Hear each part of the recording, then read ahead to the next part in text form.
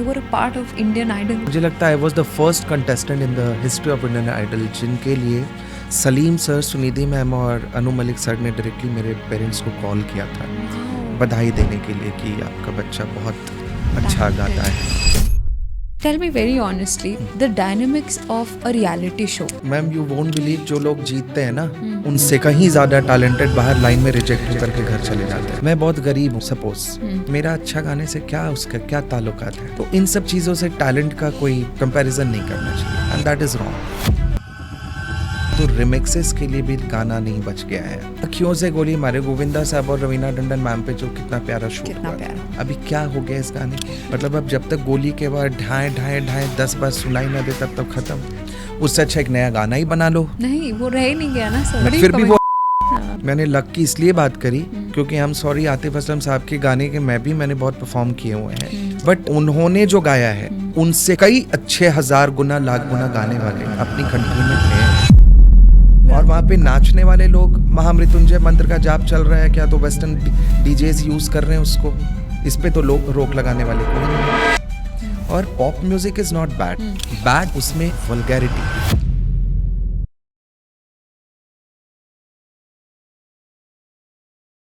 Hello guys, welcome back to another episode of mic पे मिलेंगे। मैं हूँ आपकी होस्ट तमन्ना।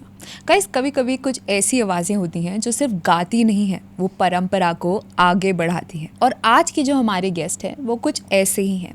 उनकी आवाज़ इंडियन आइडल के स्टेज से लेके राष्ट्रपति जी के आगे तक गूंज चुकी है। इनके रूट्स एक प्योर म्यूजिकल घराने से हैं। इनका म्यूज़िक ऑल इंडिया रेडियो से लेके इंटरनेशनल स्टेजेस तक भी पहुंच चुका है। इमेजिन कि वो ना ही सिर्फ एक लिरिसिस्ट, प्लेबैक सिंगर, कंपोज़र, पर सबसे बड़ी बात एक अच्छे आर्टिस्ट भी हैं। वो सिर्फ वायरल म्यूज़िक के पीछे नहीं भागते बल्कि म्यूज़िक के ग्रास रूट को समझते हैं। So let's welcome the very respected, the very talent Rajat Anand ji to our show. So thank you so much कि आप टाइम निकाल के माइक पे मिलेंगे पे आए। I am so honoured that you are here. Same है। सो चलिए let's start from the beginning. Sure. Sir starting से ही you been so close to the whole industry because आपका ये सब कुछ आपके ग्रास रूट से जुड़ा हुआ है। It's been since generation gharana, you are from a family where in music is the core. तो कैसे ये सब शुरू हुआ and in the beginning did you know कि इसी में मेरा पूरा सफ़र लिखा है? See first of all I would like to thank you for inviting me here. और बहुत खुश नसीब हूँ मैं कि मैं एक ऐसी फैमिली में मेरा जन्म हुआ जहाँ पे संगीत हर चीज़ में है जी। और मेरे पेरेंट्स में मम्मी के तरफ भी फादर साहब के तरफ भी, बोथ साइड्स, दोनों तरफ संगीत। और I belongs to a good musical gharana that is Gaya gharana, पाठक घराना। तो आपको पता था हमेशा से? ऑनेस्टली स्पीकिंग बहुत सारी चीज़ें लाइफ में डिस्ट्रैक्टेड ऐसी चीज़ें आई मेरे जहाँ पे मैं डिस्ट्रैक्ट हुआ whether I should go for this और नॉट। बट पता नहीं, बोलते ना एक कुछ चीज़ें होती है वो आपके डेस्टिनी में लिखी होती है कि आपको यही करना है। हालांकि बचपन से तो मैं संगीत में था ही। प्रोफेशन बनाना ये थोड़ा लेट मैंने समझा। अदरवाइज इससे पहले मैंने 12th के बाद होटल मैनेजमेंट के लिए मैं भुवनेश्वर भी गया, IHM। ओके। बट 8-9 महीने के बाद वहाँ भी मैंने म्यूज़िक में ही खुराफात किए। फिर मुझे लगा नहीं यार, ये मेरे हाथ में गिटार और हारमोनियम की जगह वो फोक्स एंड चम्मच नहीं हो सकते। हाँ वो ऐसी चीज़ें नहीं हो सकती। अदरवाइज शुरू से था कुछ अलग करना है लाइफ में। वो बोलते हैं ना कि लाखों रुपए कई लोग कमा लेंगे महीने में, बट लाखों में एक बनना था मुझे। और ये शुरुआत मेरे घर से और स्कूल से करेक्ट मुझे फील हो गया। Correct. When we researched about you हमें पता लगा you started at the age of 3। Yes, my father he trained me. My grandfather, he is no more, Pandit Shri Lal Mohan Pathak sahab. उन्होंने फिर मेरे बड़े दादाजी पंडित रामेश्वर पाठक जी, और साथ ही मेरे घर में मेरे छोटे पापा चाचा श्री शशांक पाठक जी, ये सभी फादर श्री आनंद मोहन पाठक, ये मतलब ये चारों मेरे लिए पिलर रहे हैं संगीत के। तो मतलब कभी आपको तो ऐसा लगा ही नहीं होगा कि मुझे यहाँ से बाहर किसी से ज्ञान लेने की शुरुआत नहीं हुई मैम, सर? हमारे यहाँ तो लोग आते हैं सीखने के लिए। हाँ। हमारे घर के पुराने वैसे पूर्वजों की लिखी हुई बुक्स यूनिवर्सिटीज़ में चलती हैं। My God. तो बट हाँ, एक चीज़ बोलूँगा, सीखना वो विरासत में मिल जाना और उसको आगे लेके चलने में अंतर है। You have to carry it. Correct. और डू यू थिंक कि जीन्स मैटर करते हैं आर्ट में भी? बहुत मैटर करते हैं मैम। हमारे घर में सभी गाते हैं अगर ऐसे देखें तो। अच्छा। और अगर कोई नॉन म्यूजिकल आदमी भी सुने ना तो उनको लगेगा कि यार ये कोई बड़ा सिंगर है। अच्छा। बट उन्होंने प्रोफेशनली ऑप्ट नहीं किया। हम्म। अदरवाइज आवाज़ हो, प्लेइंग हो, सब कुछ। बट होती है ना कुछ खास, उसमें भी निचोड़ के निकलता है। वो हमें मिला शुरू से, तो हम करते हैं। एंड एज यू मेंशन्ड कि आपके पिता से ये जर्नी सारी जी, शुरू हुई। जी। How was your relationship with him in this? बहुत अच्छी। उन्होंने बहुत। कभी मुझे फोर्स भी नहीं किया कि सीखो, या ये भी कभी फोर्स नहीं किया कि मतलब तुम करने को करो। हाँ, वो मतलब कर ही लो, ऐसा कुछ भी नहीं हुआ। उनको बचपन से सुनते देखा ना। वो उस्ताद गुलाम अली खां साहब के, मतलब उनकी आप आवाज़ सुन लो कभी, मेरे फादर साहब की, तो he is very close to him. उनकी आवाज़ में गज़लें, तो he is a very renowned ghazal singer मेरे फादर। तो बिहार आर्टिस्ट फ्रॉम बिहार। उस वक्त तो झारखंड बिहार अलग अलग नहीं था। I think your family must be very renowned in the music industry, especially in your hometown. Everyone. Wow. In fact, not only in hometown, even in Delhi also, in Bombay also. So many people are there in the like main industry में भी हैं। Wow. But समय के साथ चीज़ें बदलती हैं। कभी ऐसा लगा कि क्या मैं अपने पेरेंट्स या ग्रैंडफादर या उनसे अच्छा कर पाऊंगा? देखो, मैं तो कर नहीं पाऊंगा। हाँ, इतना ज़रूर बोल सकता हूँ कि अगर प्लानिटरी अगर कुछ इफेक्ट साथ देती है तो मैं उस चीज़ को कंटिन्यू करके आगे ज़रूर ले जाऊंगा।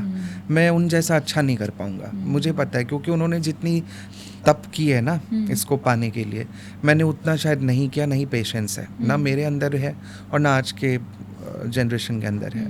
अभी मेरे दादाजी बताते थे कि गांव में उस वक्त उस्ताद बिस्मिल्लाह खां साहब जो थे, वो सभी जब होते थे, दादाजी को उनकी मम्मी उठाती थी 3 बजे भोर में तबला बजाने के लिए, तो तबले पे वो आटे का वो बोलते ना वो गोंदा रख के, ताकि वो बाहर आवाज़ ना जाए, किसी की नींद ना टूटे, उस पर उन्होंने रियाज किया ऐसे करके। तो इतनी आजकल हमारे यहाँ मैं तो नहीं कर पाऊँगा, और अच्छा तो उनसे नहीं हो पाऊँगा। हाँ, इतना ज़रूर आई प्रॉमिस उन सब से और आप सभी से कि उनके नाम को कभी ख़राब नहीं करूँगा। हाँ, बिल्कुल। That is the most important thing. जी। So another very fascinating thing that I observe that you were a part of Indian Idol, right? And so many people look forward to that show. It's very aspirational. How did that journey begin? वो आपका पूरा कैसा phase था? मैं वो journey ऐसे शुरू हुआ कि when I was in class 9th, Indian Idol की 1-2 सीज़न आई थी, तो मेरे मन में बहुत वो हुआ कि नहीं, मुझे भी करना चाहिए, क्योंकि स्कूल से सभी लोगों ने मुझे बहुत अप्रिशिएट किया, मोटिवेट किया हमेशा कि कुछ करो। तो मैंने ट्राई किया, तो पता चला मैं अंडर एज हो गया पहली बार। अच्छा। फिर दूसरे रियलिटी शो में गया तो पता चला सिलेक्शन नहीं हुई मेरी। ओके। ऐसे करते करते मुझे 8 बार फेलियर मिला एट इंडियन आइडल। कोई भी reality show, Saregama, Indian Idol, दोनों में। One person is there in my life जो मेरे आध्यात्मिक गुरु बोल सकते हैं। He is a very great astrologer too. उनको मैं तो यही मानता हूँ साक्षात उनको आशीर्वाद है ऊपर वाले का। उन्होंने मुझे बोला आप एक बार जाइए, एक बार फिर। And I still remember 23rd of March 2012 I went to Kolkata. पूरी रात रोड पे सोया बैठा लाइन में लग के कि ऑडिशन में दूंगा। अंदर गया, बंगाली में मुझसे पूछा गया कि तुम्हारी बाड़ी कोथाय है, मतलब आपका घर कहाँ हुआ। अच्छा। आर यू बंगाली और नॉन बंगाली? मैंने बताया of course I am non Bengali. सुना भी नहीं 2 मिनट उन्होंने। Okay, thank you. Only because you are not Bengali? I don't know वो उनकी क्या राय होगी अंदर अंदर, नहीं मालूम है। मैं वहाँ टूट गया ऑनेस्टली स्पीकिंग। मैं वापस आया 10 दिन के बाद। मैं अपने गुरुजी से मिला जिनके बारे में मैंने बताया, मिस्टर पंडित प्रमोद कुमार मिश्रा उनका नाम है। मैं उनसे मिला, उन्होंने बोला कि एक काम करिए आप जाइए। अप्रैल में वापस लखनऊ में था मैम, मेरे कोई रजिस्ट्रेशन नहीं। ओके। मैं कैसे कैसे रजिस्ट्रेशन करके, मेरे एक फ्रेंड ने हेल्प की, अपना रजिस्ट्रेशन कोड उसने मुझे दिया। मैं लखनऊ पहुंचा, रात भर रांची से मैं ट्रेन में खड़े होकर के बनारस पहुंचा पहले तो, पूरी होल नाइट जर्नी खड़े खड़े। फिर वहाँ से मैं लखनऊ 6-7 घंटे की ट्रैवल मैंने की। लकीली मुझे वहाँ एक फ्रेंड मिल गया, उसके रिलेटिव मिल गए, पास में ऑडिशन, एकदम गर्मी, अप्रैल मई का महीना, वो कड़ी धूप में बाहर बिठा के रखा है लोगों को दोपहर में। मैम रात के 10 बज के, ऑडिशन का टाइम नहीं आया है, अंदर आप कुछ खाने पीने को ले जा नहीं सकते। 10 बजे तक आप लाइन में हैं? हाँ, मतलब बैठे हुए हैं, कभी धूप में हैं, फिर कुछ देर के बाद क्राउड शिफ्ट हो रही है तो फिर हॉल में हम गए। अप्रॉक्सीमेटली कितने लोग वेट कर रहे होते हैं? मैम मोर देन, मुझे लगता है आराम से कुछ भी नहीं तो 15-20 हज़ार, 10-15 हज़ार की क्राउड तो आराम से निकली होगी, आराम से 5-10 हज़ार तो आराम से होगी। रात को 10 बजे मेरे पास मेरा नंबर आया, मैं अंदर गया। मैम यू वोंट बिलीव, एक वही बंदे बैठे थे जजमेंट में जिन्होंने मुझे कोलकाता में रिजेक्ट, बाद में जाने के पहले उनके साथ वो बैठे थे, मतलब उन रिजेक्ट किसी और ने किया था, वही दिख गए मुझे। अब मैं तो समझा मैं गया रजत आनंद यहाँ से भी, अब फिर दोबारा मैं क्या करूँ मैं। फिर भी मैंने गाया, पूछे कहाँ से आए हो, मैंने बताया ऐसे ऐसे रांची से आया हूँ। बोले इतनी दूर से ट्रैवल करके आए हो, कुछ खाए हो? ऑनेस्टली स्पीकिंग बहुत अच्छा लगा। That humanitarian aspect. उन्होंने वो स्नैक्स का पैकेट मुझे दिया, पानी की बोतल दी, फिर बोला कुछ सुनाओ। I'm getting goosebumps. हाँ, मैंने मतलब मैं खाया और गाया भी। I got selected.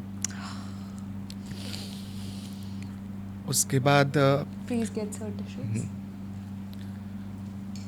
तो होती है स्ट्रगल। उसके बाद फिर एक स्टेज और ऊपर हम गए, वहाँ पे भी मतलब सिलेक्शन हो गया।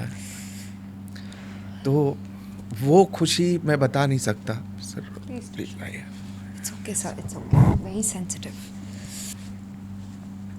और फिर अगले दिन अनु मलिक साहब थे, सुनिधि मैम थी, सलीम सर थे। दे वर से गुड। मैं पहुंचा, परफॉर्म किया। जब मैंने गाया तो मुझे लगता है I was the first contestant in the history of Indian Idol जिनके लिए सलीम सर, सुनिधि मैम और अनु मलिक सर ने डायरेक्टली मेरे पेरेंट्स को कॉल किया था बधाई देने के लिए कि आपका बच्चा बहुत अच्छा गाता है। और ऐसे करके मेरी जर्नी शुरू हुई वहाँ से। क्या बात है। फिर How old were you then? I was 21, no, 21, 22, yes. You were 21, 22. हाँ, यही 20-21 साल, 22 साल एज। और ये बात 2012 की है। फिर आगे बढ़ा, बहुत अच्छे अच्छे मौके भी मिले। आशा भोसले मैम थी, उनका ब्लेसिंग मिला, सुनिधि मैम का, Salim sir, Anu Malik sir. Is a dynamic personality. लोग भले कभी कभी लोग बोल देते हैं वो उस जगह पे कि वो थोड़े रूड हैं। पता है एक आर्टिस्ट को ना जब वो चीज़ नहीं मिलता है ना अंदर से और वो सच ढूंढता है ना तो वो रूड ही होता है। वो भले आपको अच्छा ना लगे बट वो होना ज़रूरी भी है, थोड़ी स्ट्रिक्टनेस। सलीम सर मतलब यार उनकी वो जो पियानो प्ले करते हैं ना जब, तो वो यहाँ ऐसे धक करता है। अच्छा। ऐसे कॉर्ड्स यूज़ करते हैं वो। तो ऐसा जर्नी था। हम वहाँ रहे। राजू सिंह जी थे वहाँ पे, म्यूज़िक डायरेक्टर राज 2 फिल्म के। हम सब वर्कशॉप कर रहे थे। आनंद शर्मा सर थे। मतलब वो जर्नी बहुत अच्छी थी। एक्सपोजर बहुत था। बहुत ही अच्छा था। और ऐसे ऐसे टैलेंटेड लोग भरे पड़े थे यार। इनफैक्ट विशाल मिश्रा, विशाल मिश्रा, असीस Kaur, You were together in that? हाँ सब साथ थे। इवन विशाल ने तो हमारी लखनऊ ऑडिशन से ही हम साथ गए थे। क्या बात। और बहुत अच्छी दोस्ती भी रही। फिर होता है धीरे धीरे स्विफ्ट अवे हो जाता हाँ है। गैप आ जाती है, बट वो भी बहुत प्यारा था। बंदा है, बहुत अच्छा इंसान है. How sweet. Very nice. But tell me very honestly, the dynamics of a reality show. How truthful is it to a talent? Ma'am अभी ऐसा हो गया ना कि चीज़ें बहुत बदल गई हैं, टेक्निकली भी और कुछ टीआरपीस के लिए भी. Okay. ये सिर्फ मैं नहीं कह रहा, सोनू निगम साहब भी कहते हैं, उन्होंने भी जजमेंट करी हुई है, कई ऐसे लोग कहते हैं. स्क्रिप्टिंग उतनी ही होनी चाहिए ना जहाँ पे टैलेंट आगे आ सके. सिर्फ Correct. Talent, ma'am you won't believe, जो लोग जीतते हैं ना उनसे कहीं ज़्यादा टैलेंटेड बाहर लाइन में रिजेक्ट होकर के घर चले जाते हैं.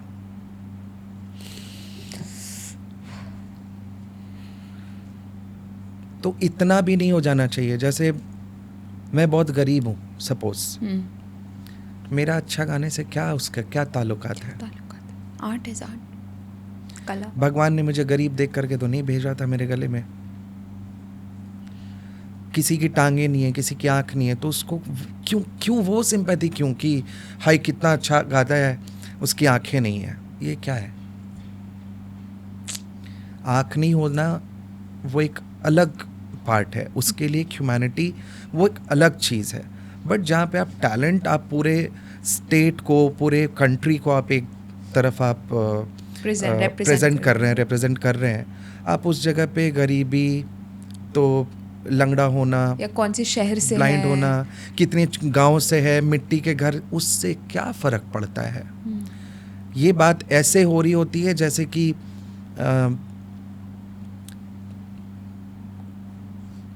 कितने सारे लोग सिखाए एकदम पहुंच रहे हैं सब लोग. मैंडेटरी तो नहीं है. तो इन सब चीज़ों से टैलेंट का कोई कंपैरिजन नहीं करना चाहिए मेरे हिसाब से, एंड दैट इज़ रॉन्ग. ये एक गलत चीज़ है. ये तो वही बात हो गई कि शादी के लिए आप प्यार नहीं, जाति और कास्ट पूछ रहे हैं. कि सब उसी में पड़ा है. हाँ, तो फिर मतलब वही बात हो गई ना कि मैं तो फिर पहले पूछ लूँ कि तमन्ना आप किस जाति धर्म से आते हो, मैं प्यार करूँगा. ये कोई मतलब नहीं बनता ना. Same is with your music, what people are doing. अभी ये कोई मतलब नहीं है, मुझे नहीं लगता सही है. एंड व्हाट अबाउट जो आजकल के लोग हैं, have you got any networks जो लोग आज इंडियन आइडल में कर रहे हैं, कुछ डिफरेंस आया है इस टाइम के साथ? मेरे हिसाब से रियलिटी शोज एक अच्छी प्लेटफॉर्म ज़रूर हो सकती है, but it can not give you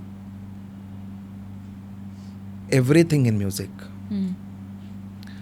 आपको अंत में आपकी मेहनत ही काम आनी है मैम.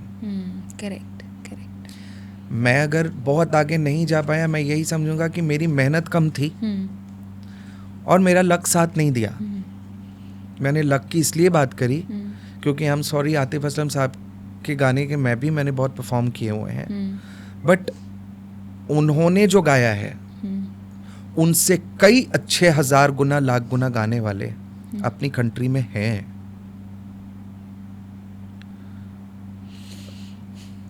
तो उनको वो मैं लक बोलूँगा भाई. खून उबलता है ना देखकर ये चीज़ें, when you are yourself in the industry. Right. I get it. ये होती है चीज़ें. Other than that, I also noticed that you were also under the very legendary Ustad Ghulam Ali जी के हाँ, under. उनसे भी ब्लेसिंग्स मिली मुझे. बहुत अच्छी How was that blessings part? मिली. वो बहुत ही, मेरे फादर साहब ने मुझे मिलवाया, मैंने उनको ये गज़ल सुनाई, फासले ऐसे भी होंगे ये कभी सोचा ना था. तो मैं ऐसे काँप रहा था. And at that time I was 21. Oh God. Indian Idol से पहले की बात है. शायद उनका ही वो ब्लेसिंग्स मिला था कि मैं उस चीज़ को वहाँ पे जाके महसूस कर पाया, उस स्टेज को. बहुत ओवरवेलमिंग होगी ना वो सिचुएशन. बहुत. मैं बोला तो मैं काँप रहा था, इमोशनल हो गया, पता नहीं क्या सोच के. होता है यार. Obviously. आप किसी को गायकी के रूप में अगर आप उनको समझ एक रहे गॉडेस हो, की तरह, हाँ, like God पूज रहे हो, देख रहे हैं. और वो आपके सामने हो हाँ. बिना किसी एफर्ट के, तो वो एक अलग ही फील देता है. It must be very mind-boggling effect on you. But I mean, one thing I've also realized कि आपकी जर्नी में आपने माइलस्टोन्स भी बहुत अचीव किए हैं कि आपको गवर्नमेंट से फेलिसिटेशन मिल रहा है. You even performed in front of the president of Mauritius. Yes, in 2010. Wow. How is all of this I been? was 18 or 19 years old. Okay. Mr. Jagannathan sir वो जमशेदपुर आए हुए थे, अच्छा. वो और उनकी वाइफ मैम. तो मेरे फादर साहब, चूँकि he is a very good and legendary ghazal singer renowned over there, तो उन जिन्होंने इनवाइट किया था मेरे फादर साहब को परफॉर्म करने के लिए, उनको उन्होंने शायद मेरी कभी सुनी होंगी कहीं पे, तो उन्होंने मेरे पापा से ही पूछा कि डू यू नो हिम, क्योंकि मैं अपने नाम में टाइटल नहीं लगाता. तो पापा ने बोला वो तो बेटा ही है हमारा. ओके. तो फिर वैसे मुझे वो मौका मिला.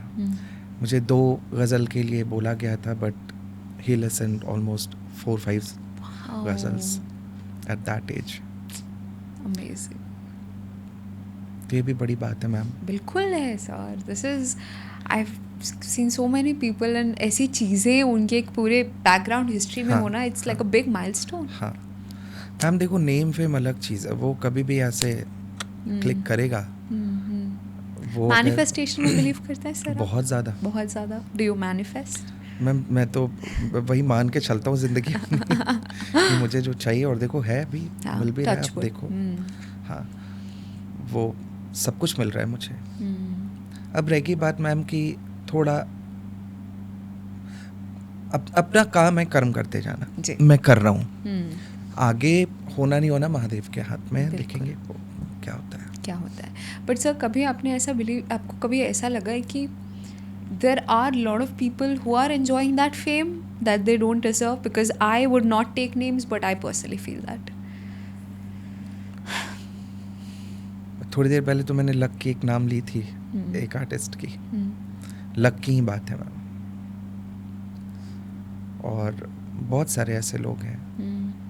बट हमारी इंडस्ट्री में ये बहुत ज़्यादा है, हमारे देश में तो खासकर, कि if somebody is a very renowned singer and he has Bollywood connections, तो मैम आप एक चीज़ नोटिस करो, जो दिखने वाली टैलेंट होती है ना, जैसे डांस है, क्रिकेट है, गाना है, कोई इंस्ट्रूमेंट प्लेइंग है, इसमें ना पैरवी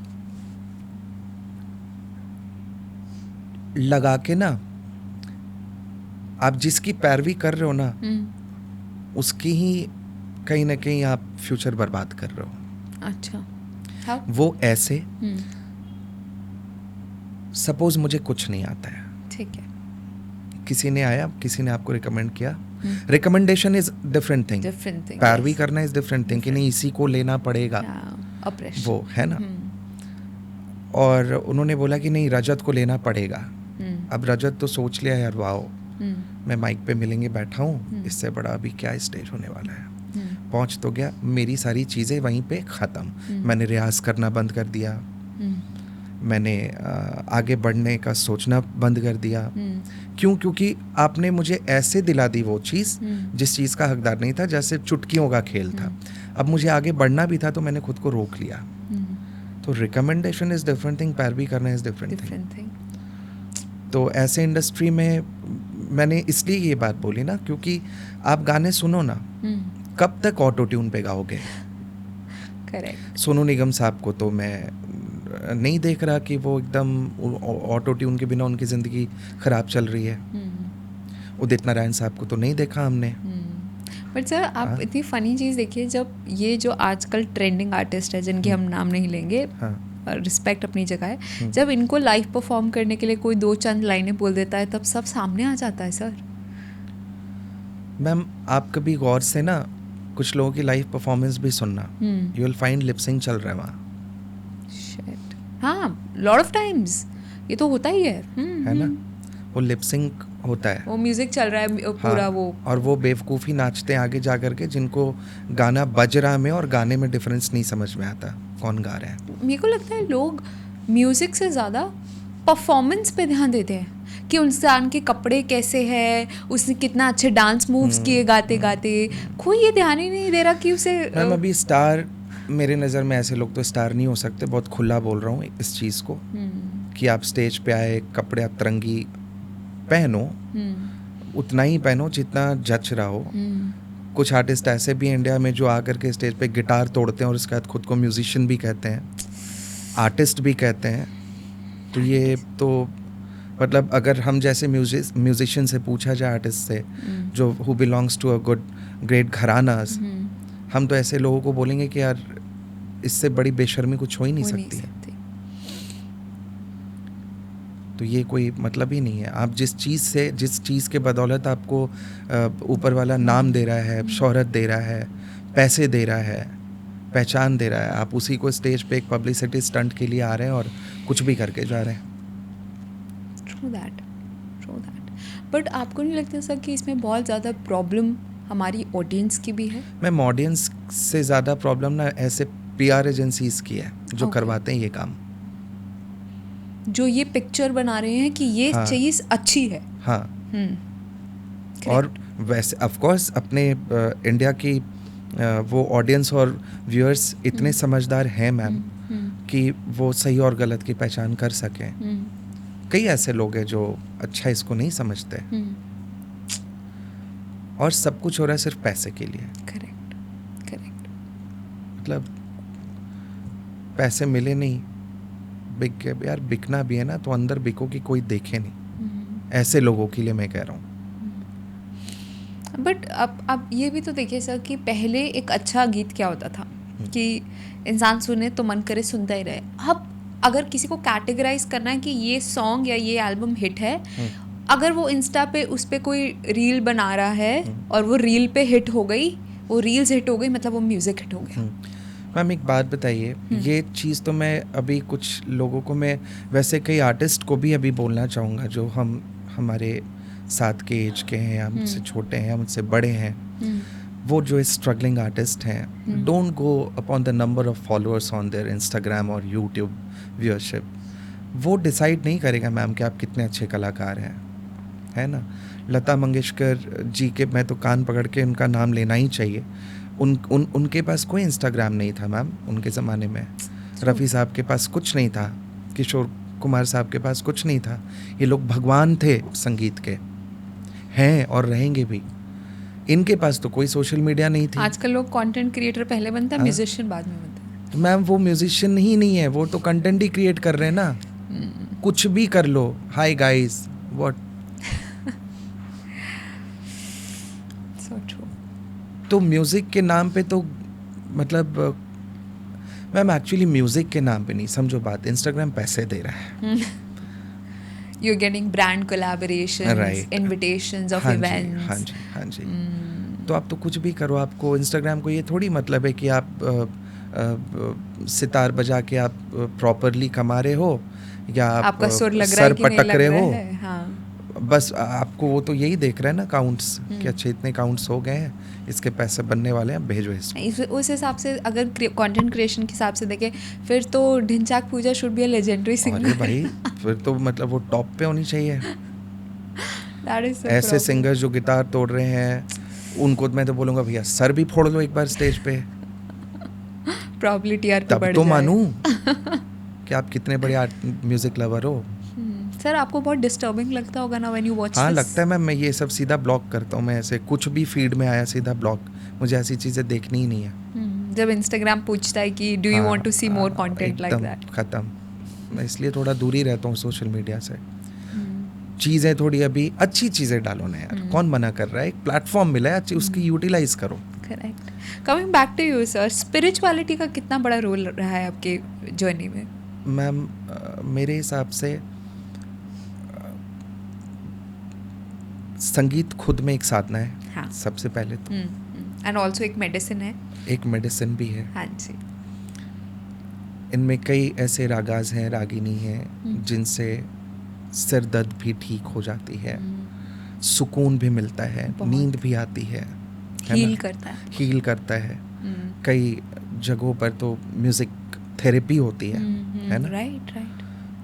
तो ऐसे म्यूज़िक अब बनना बंद हो रहे हैं, ऑलमोस्ट बंद है। अब तो रिमिक्सेस के लिए भी गाना नहीं बच गया है क्योंकि फिल्म इंडस्ट्री में। ऑलरेडी वो म्यूजिक एक खिचड़ी है, हाँ, तो आप उसका क्या रिमिक्स क्यों बनाएंगे? मैम? अभी अखियों से गोली मारे गोविंदा साहब और रवीना टंडन मैम पे जो कितना प्यारा शूट कितना हुआ प्यारा था, हुआ। अभी क्या हो गया इस गाने को? मतलब अब जब तक गोली के बाद ढाए ढाए ढाए 10 बार सुनाई ना दे तब तक खत्म। उससे अच्छा एक नया गाना ही बना लो।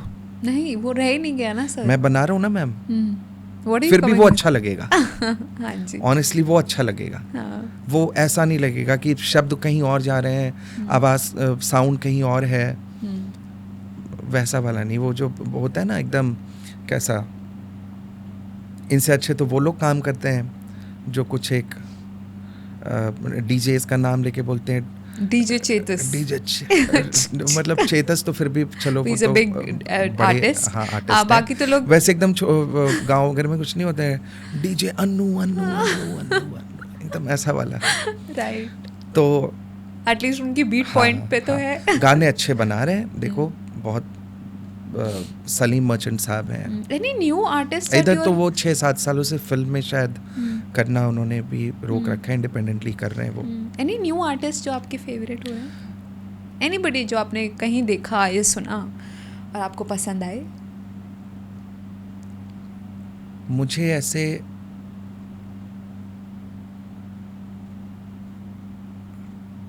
विशाल में वो पोटेंशियल दिखती है। अच्छा, वो he is going great. Wow, उसने अपने आप को बहुत पॉलिश कर लिया। बहुत वेरी नाइस। वो था शुरू से, हमने देखा है। हमारे पास नोकिया का फ़ोन हुआ करता था, छोटी सी हाँ। बटरफ्लाई वाली। उस टाइम पे हाँ। स्मार्टफोन्स नहीं था। आशा, नो क्या आशा? नोकिया। ओके। तो कभी कभी रात को बात जब होती थी, उसके मुंह से मेरे पहली बार वो गज़ल उन्होंने बोला था कि रैत भाई आप ये उठाओ, क्योंकि आप गज़ल भी बहुत अच्छा गाते हो। मेहदी हसन साहब की वो गज़ल है, खुली जो आँख तो ना वो था ना वो ज़माना था। और मैंने उनको सुनाया था, कुछ दिन तो बसो मेरी आँखों में, फिर ख्वाब अगर हो जाओ तो क्या, गुलाम अली खान साहब की। तो ये वार्तालाप चलते रहता था कभी। अच्छा। फिर आगे बढ़ गए हम भी, वो भी अपने ये में। एक फेज होता है सर हर चीज़ लाइफ। हाँ जी, हाँ जी, हाँ जी, definitely will meet some. But sir एक you being an expert of the industry, मेरा एक क्वेश्चन है आपसे हाँ। कि ओल्ड सॉन्ग्स जो होते थे, कि अगर आज मैं हूँ या मुझसे भी छोटे कोई हैं, आज भी अगर उनका मन कुछ उनका ऐसा फीलिंग्स है, वो शायद लग जा गले घंटों सुन सकते हैं। हाँ हाँ। बट डीजे वाले बाबू मेरा गाना चला दो, आप कितनी बार लाइफ में सुनना चाहोगे? आप मतलब क्या ही बोलूँ मैं। Why is that retention of that music is not there? Ma'am वो जो एक इस तरह के जो गाने हैं ना मैम, देखो मैं ये नहीं बोलूँगा क्योंकि इसमें रस नहीं है, उसमें वो भाव ही नहीं है।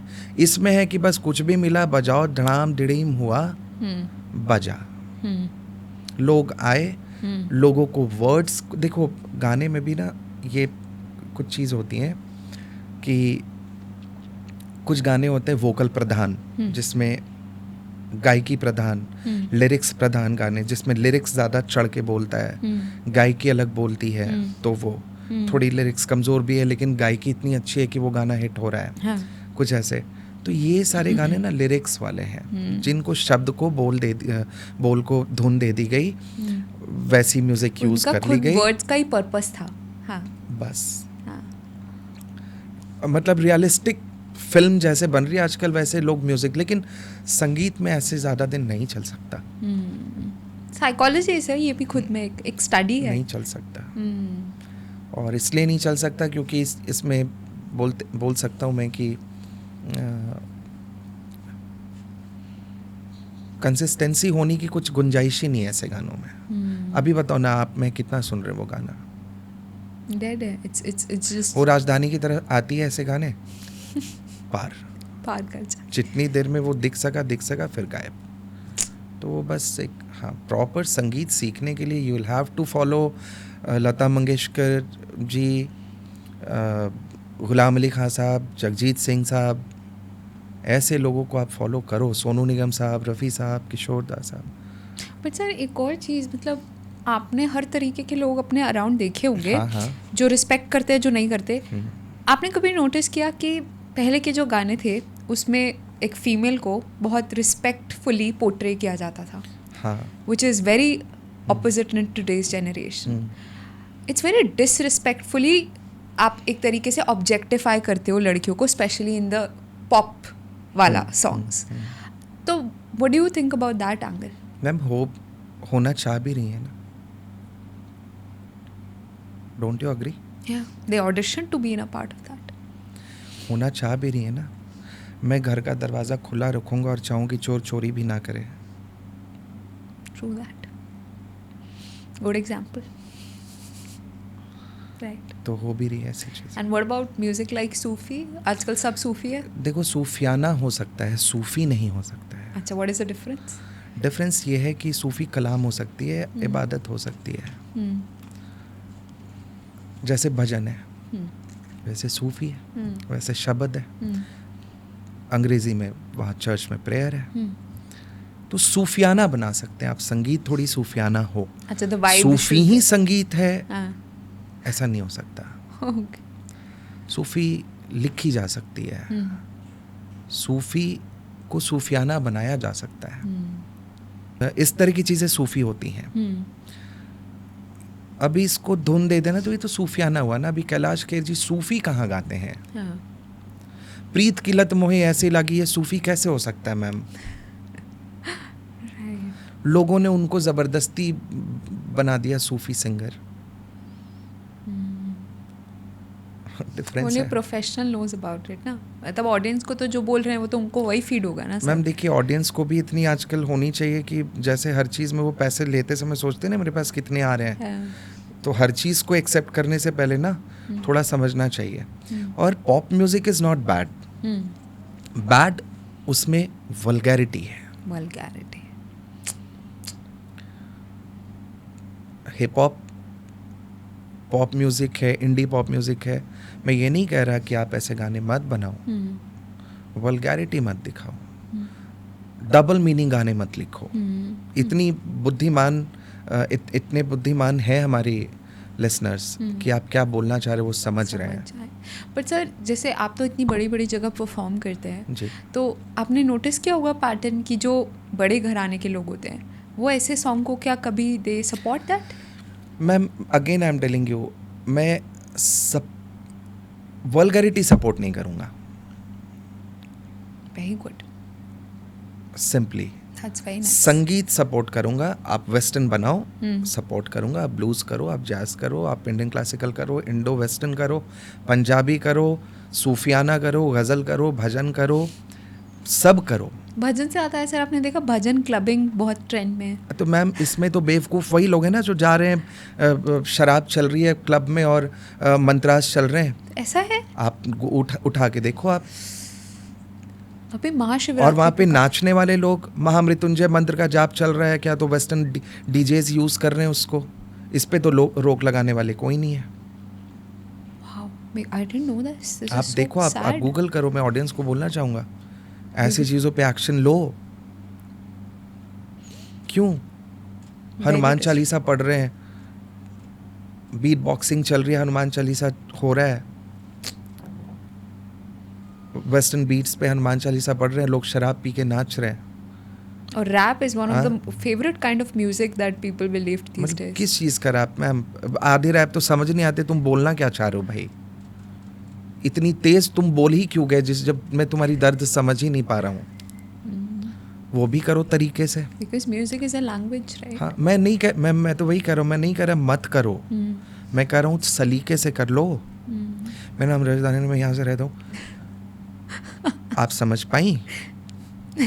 वही चीज़ मैं प्यार से बोलूँ, मेरा नाम रजत आनंद है, मैं यहाँ से बिलोंग करता हूँ. आपने सुन पाया. मतलब आप ऐसे आए ऐसे गए.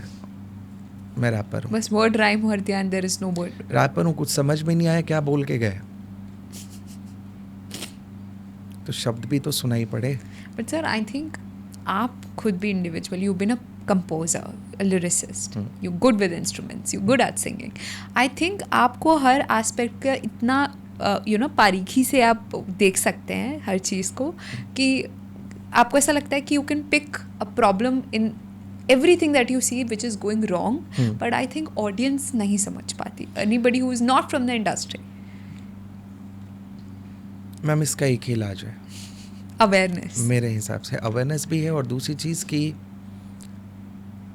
किसी को अगर गंदगी पसंद ही है, वो आना ही नहीं चाह रहा है गंदगी से बाहर, तो उसको वहीं छोड़ दो, बल्कि और 2-4 धक्के मार के भेज दो अंदर, बस। बट एज अ व्यूअर हम लोगों को इसे बॉयकॉट करना चाहिए ना? एकदम करना चाहिए, क्योंकि इतनी समझदार है यूथ हमारी यार, कि किस चीज़ को सुनना है, किस चीज़ को देखना है। सिर्फ बॉयकॉट, ये वाला जो कल्चर है ना मैम, किसी के साथ कुछ गलत हो गया तो कैंडल लेकर के रोड पे, क्या हो गया उससे आपने क्या कर लिया? आपने गवर्नमेंट प्रॉपर्टीज तोड़े, इनडायरेक्टली अपनी ही प्रॉपर्टीज तोड़े, आपने क्या मिल गया उससे? कहीं ना कहीं बेवकूफ़ी तो है मैम। अपने हिसाब से भी अगर देखा जाए तो आप ऐसे नाक नहीं छू के आप ऐसे छू रहे हो, लॉस खुद का ही कर रहे हो हर चीज़ में। तो मेरा कहने का ये मतलब है कि आप पॉप म्यूज़िक करो, आप वेस्टर्न करो, सब करो, बट वल्गर मत हो जाओ। मैं वो कभी सपोर्ट नहीं करूँगा, और मेरे हिसाब से वो सारे लोग भी सपोर्ट नहीं करेंगे तो एक्चुअली म्यूज़िक पसंद करते हैं। मैं खुद गाता हूँ यार, और मैं सुनता भी हूँ, मैं कंपोज भी कर रहा हूँ अभी। मैं खुद थोड़े उस तरह के पार्टी सॉन्ग्स में कंपोज कर रहा हूँ, बट इसका ये मतलब नहीं है कि आप अपने एथिक्स भूल जाओ। करेक्ट। और इस पे तो सबसे पहले मैं ये बोलना चाहूँगा कि इंफॉर्मेशन एंड ब्रॉडकास्टिंग मिनिस्टर जो हैं हमारे यहाँ, उनको ध्यान देना चाहिए।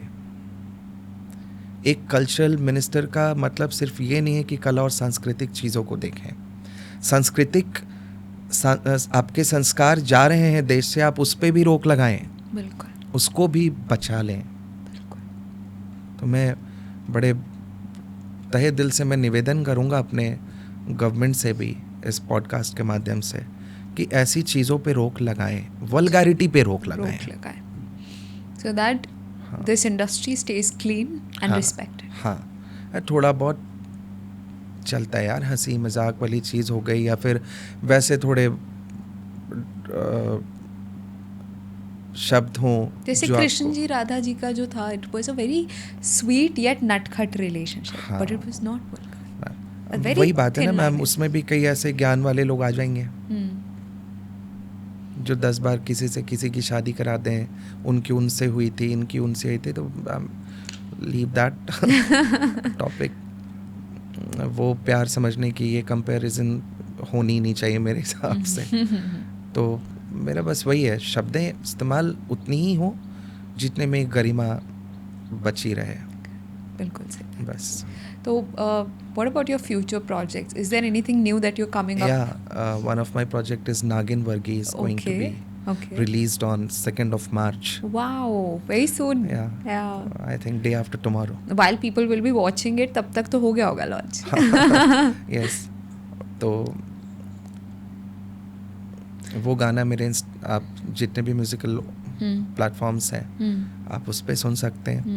There is my YouTube channel, Rajat Anand Originals. Yes, we will be tagging everything in the caption below. People can tap in. But sir, अगर आपको किसी को reach out करना हो तो they can contact you? हाँ, एनी टाइम फॉर इवेंट्स। मैं तो करता ही हूँ ज़्यादातर, तो मैं कॉन्सर्ट्स ही करता हूँ, तो चाहे वो गज़ल की हो, सूफ़ी नहीं सूफियाना हो, और बॉलीवुड नंबर्स हो, पंजाबी हो, anything. What has been your favorite performance till date, sir? Ma'am जहाँ भी जाता हूँ ना, वर्सेटाइल ही परफॉर्मेंस होती है मेरी। तो अभी तक तो टचवुड कभी भी ऐसे निराश नहीं किया मैंने किसी को। तो ऐसा कहना मुश्किल होगा, सारे स्टेजेस मेरे लिए अच्छे हैं। Okay, but what is the kind of genre जो सबसे ज़्यादा आप एंजॉय करते हैं? मुझे पर्सनली पसंद है गज़ल। अच्छा। और फिर अगर आजकल के गानों में अगर मैं उतरूँ तो अरिजीत सिंह भाई साहब के गाने कुछ वैसे, देखो उन्होंने भी गाए हैं ना थोड़े वैसे गाने मस्ती वाले, कितना अच्छा लगता है। अभी सूरज डूबा है यारो, है ना, अब वो गाने भी हैं, बलम पिचकारी भी है, और कुछ आजकल के कुछ एक आध ऐसे सिंगर्स हैं जो अच्छा नहीं कर रही हैं। In fact they are not singers in my eyes. I think लोगों ने वेस्टर्न सिंगर्स से ये पॉप कल्चर रिप्रेजेंटेशन बहुत नहीं दिया है। मैम, क्या क्या फ़ायदा। मैं एक बात पूछना चाहता हूँ, एक छोटी सी एग्जांपल दे रहा हूँ मैं एक ऐसे छोटे से गांव में गया जहाँ पे बहुत अनपढ़ लोग बैठे हैं, ठीक है, और मैंने एक वर्ड यूज़ कर दिया, फ्लॉक्सीनोसिनी हिलिपिलिफिकेशन। वो क्या समझेगा? वही बात है यहाँ पे। आप भारत में आकर के ऐसे कल्चर को दिखा रहे हैं जिसको उसको समझ नहीं आ रहा है, बस वो देख रहा है आपको आंख फाड़ के। They're enjoying the portrayal. बस उन्हें लगता है ये हम फिरंगियों का देखते थे टीवी में, तो मैम मुझे तो लगता है कि हम आज़ाद नहीं हुए अंग्रेज़ों से, अंग्रेज हमसे आज़ाद हुए हैं। मुझे यही लगता है। And if I ask what is success for you, then Depends, ma'am. I'm successful. yes you are 100%. But अगर वो एक अलग रियल बात है, मीनिंग मैंने है अभी आपके तक लिए बॉलीवुड में नहीं सर, बॉलीवुड अलग में एक किया गाने। डिपिक्शन इज नॉट हाँ, सक्सेस। हालांकि I am the first one from our state who has been who sung for Venus Records wow, in 2018. Okay, We shooted it in Thailand. Wow, and अब तो वो दूसरे म्यूज़िक कंपनी के नाम से हो गया है। मैंने उसके साथ भी किया बहुत सारी चीज़ें मैम। अपने स्टेट में मैंने यहाँ पे उस वक्त 2016 और 15-16 की बात है शायद, दिल्ली में विराट कोहली साहब कर रहे थे ऑडी की एक अनवीलिंग, और मैं अपने शहर में कर रहा था। तो मैं सक्सेस हूँ, अच्छा लगता है। बिल्कुल अब सक्सेस का कोई पैरामीटर नहीं है, नहीं है, obviously sky is the limit. Yes. जहाँ तक उड़ान भर पाऊंगा मैं भरूंगा। you will 100%, and I want that our guests love it so much that we have another episode for you. हाँ, sure. Sure. But sir, अगर आज कोई भी इस इंडस्ट्री में एंटर कर रहा है, who is aspiring to come into this industry and they want to be like you, they want to be like more people out there, so what is that message that you would like to give? मैं यही बोलूँगा कि basic grammar को ना छोड़ें। इतना तो ज़रूर होना चाहिए कि संगीत का मतलब क्या है, Correct. है ना। अभी मैं एप्पल सिखा दूँ, बट एप्पल जाने से पहले A, what is A, what is P, what is L E, ये समझ में आना चाहिए ना कि APPLE ऐसा होना चाहिए क्या है। तो वही चीज़ है, आजकल ये बहुत ज़्यादा हो रहा है कि लोग उठा रहे हैं, गिटार थोड़ा बजाना आ गया, ड्रम्स बजाना आ गया, क्रिएटेड अ बैंड, चल गई है। Work on originals. Yes. 5 साल बाद क्या करोगे? अपने फाउंडेशन पे काम करना। मैं यही पूछता हूँ, आज मेरे गाने गा लो, दूसरों के गाने गा लो फिल्म से उठा के, कब तक? और लोग तुम्हें क्यों हमेशा दूसरों के गाने तुम्हारे मुंह से सुनेंगे? बिल्कुल। तो ओरिजिनल्स पे काम करो, ओरिजिनलिटी अपनी USP लेके आओ। हाँ, सीखो। और वो कब आएगा? जब आप सीखेंगे, वो तब बहुत हाँ, ज़रूरी है। तो सीखना बहुत ज़रूरी है। मैं नहीं कर एकदम घोर के पी जाओ, एकदम 15 घंटे रियाज करो। मैंने वो भी देखा है मैम, 14 घंटे मैंने रियाज किए एक टाइम पे। तो मैं ये नहीं कहता कि आप एकदम उसमें लग जाओ, जिसको करना है वो बिना बोले कर लेगा, है ना। जो इतना passion हाँ, carry करता है। जितना वो पैशनेट अगर होगा वो। लेकिन जिसको थोड़ा आगे भी बढ़ना है, एटलीस्ट बोलते हैं ना, एटलीस्ट ग्रेजुएशन तो कर लो एकेडमिक्स में, या 12th तो कर लो। तो उतना कर लो ताकि तुम्हें कोई बेवकूफ़ ना बना सके। और ना तुम्हें कोई बेवकूफ़ कह सके राइट। और कुछ चीज़ें और हैं मैम तमन्ना, कि मैं ये बोलना चाहूँगा, आजकल इंडस्ट्री में ऐसे कई लोग हैं जिनको किसी अच्छे महफिल में बिठा दिया जाए तो वो अपनी स्टारडम उनकी एक तरफ और नॉलेज के मामले में ज़ीरो हो जाएंगे। They will lose their respect overnight. वो बैठना भी नहीं चाहेंगे फिर ऐसे में। मैं बोलता हूँ आप हर अच्छी जगह जाओ। अभी देखो ना, सोना महापात्रा मैम इतनी अच्छी सिंगर, बड़ी सिंगर, उनसे गलती हो गई थी, है ना। शुरू में हालांकि मैंने भी देखा तो लगा कि हाउ, बट होता है यार। आप इतने ऑडियंस के सामने बैठे हो, एक वो मिस्टेक होती है, इंसान से ही गलतियाँ होती है। बाद में उन्होंने उसको बोला भी, मगर उस बीच में उनको इतना ज़्यादा ट्रोल कर दिया गया, ये अच्छी बात नहीं है। करती sir, once you reach that level. Ma'am तो मैं तो पूछता हूँ, जनता फिर अच्छे चीज़ों के लिए उनके पास माफ़ी नहीं है, लेकिन जो बुरा कर रहे हैं उनको माफ़ कैसे करती हैं यार। कोई आपके सामने गंदे गाने प्रेजेंट कर रहा है, विजुअल भी, लिरिक्स भी, गायकी भी, गेस्चर भी, आप उसको कैसे माफ़ कर रहे हो? आप उसको कैसे देख रहे हो? आप उसको अपना आइडल कैसे मान रहे हो?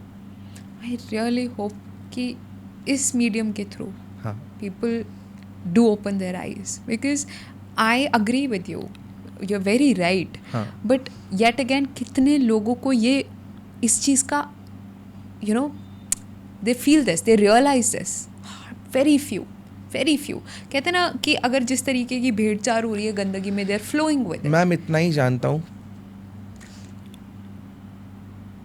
रॉल्स रॉयस हर पैसे वाले के घर पे नहीं जा सकती, right, you can not buy class, और मांस बिकती नहीं है, वो बिकी हुई होती है, किसी भी चीज़ की भीड़ हो। तो आप आपको क्लास की भी एक अलग मास है, और क्लास मेरे हिसाब से आपकी इंडस्ट्री में आती है प्रयास से, मेहनत से। हाँ, अच्छे गाने दो इंडस्ट्री को, अच्छे म्यूजिक दो, अच्छे कॉम्पोजिशंस दो। सोनू निगम साहब की कॉम्पोजिशन देखो यार, उन्होंने क्लासिकली माइल्ड निकाला था, सोना सोना गाना है, फिर उसमें कई ऐसे गाने हैं, या उनके अलावा भी कई ऐसे गाने हैं। अरिजीत सिंह जी हैं, सोनू निगम है, इन्होंने कई ऐसे गाने निकाले जिनसे हम आज भी रियाज कर सकते हैं हमेशा, तो वो करो। So beautiful. आई मीन पहली बार मैं किसी ऐसे इंसान से मिली हूँ जो इतनी ब्लंटली सफ़ेद को सफ़ेद और काले को काला बताए। मैम कहना पड़ेगा कहना इसलिए पड़ेगा मैम, क्योंकि मैं चाहता हूँ कि आने वाला और हमारे साथ में जो भी अपने एज के लोग हैं अच्छे चीज़ को चुने ma'am. 100%, and they take you as an inspiration that this person shows what is out there, not to get just famous, he is just representing. Ma'am मैं एक चीज़ और आपके माध्यम से बोलना चाहूँगा, मैं पॉप गाता भी हूँ, कंपोज भी करता हूँ, I am a versatile performer, I am a versatile singer, I am a versatile composer. मैं कोशिश करता हूँ, मैं अच्छा ये ना आई एम का मतलब मैंने मान खुद को नहीं लिया, मैं कोशिश करता हूँ इन सारी चीज़ों को करने की, है ना, ये सब्जेक्टिव है। हाँ, ये लिखने की मतलब सारी विधा में कोशिश करता हूँ। आई एम का मतलब मैं अपने आप को मारतंड नहीं कह रहा, you trying your best, I am trying my best, but vulgar मैं ना ही बनाऊंगा और ना समर्थन दूंगा, और ना ही ऐसे वल्गैरिटी के लिए मैं कहीं परफॉर्म करने जाऊंगा कि ये गाने आपको गाने होंगे, नहीं गाऊंगा मैं। Sir I don't no audience को क्या लगता है, बट पर्सनली मुझे लगता है जब आपके एथिक्स और आपके संस्कार इतने क्लियर है ना, God is with you, trust me. Of course, तभी तो अब तक यहाँ पहुँचा हुआ हूँ मैं, otherwise I got so many chances to be in the film industry. एकदम सीधा मैं जा सकता था, नहीं जाना है मुझे, ऐसे नहीं जाना है। हाँ, but sir I think this is a little bit over the top, but क्या आप थोड़ा सा अगर हमारे लिए और हमारी ऑडियंस के लिए अगर एक परफॉर्म। बिल्कुल, थैंक यू सो मच। हम मेरी सांसों में बसा है तेरा एक नाम, मेरी सांसों में बसा है तेरा है एक नाम, तेरी याद हम सफर सुबह शाम, तेरी याद हम सफर सुबह शाम। तुम मेरे दिन में रातों में, खामोशी में बातों में, तुम मेरे दिन में रातों में, खामोशी में बातों में, बादल के हाथों में भेजूं तुझको ये पैगाम, तेरी याद हम सफर सुबह शाम, तेरी याद हम सफर सुबह शाम। Thank you. So, मतलब आई हैव नेवर एक्सपीरियंस्ड इतना pure music so up front. मुझे लग रहा है कि आज I've got very rich that somebody performed for me at my show, and I'm so glad the kind of serenity and the soothingness that your voice has. It's beautiful. Thank you so much. पता है क्या, अदा होनी चाहिए गाने की। मैं जी। तो, हालांकि मैं एक आर्टिस्ट हमेशा सीखता है। अभी ये गाना भी जैसे बदन पे सितारे लपेटे हुए, ओ जाने तमन्ना किधर जा रही हो, जरा पास आओ तो चैन आ जाए। तो The beats and the kind of वो एक एक शब्द का मतलब होना चाहिए, जी। तो वो आता है ना। सूरज डूबा है यारो, दो घुट नशे के मारो, हम तुम भुला दो सारे संसार के, वो पार्ट भी है। तो ये सारी Versatility. चीजें, हाँ वो होना चाहिए। हालांकि I'm under the weather, but still. But I've never seen somebody this talented so close, and I'm overwhelmed. Thank you. But thank you so much. How beautifully you answered all my questions. I just cannot be thankful enough. And thank you so much again. जितनी बार बोलूँ उतना कम है to coming to Mic पे मिलेंगे. Thank you so much. It's my pleasure to be here. So guys, this is it for this episode. If you want to contact Sir, we will put in the details below, and you can contact him for your events, performances, or anything that you would like. He's a versatile singer throughout. He would also love to do composing or being a lyricist for your brand, your company, everything that you like. He's a wonderful and a versatile performer, as I said previously.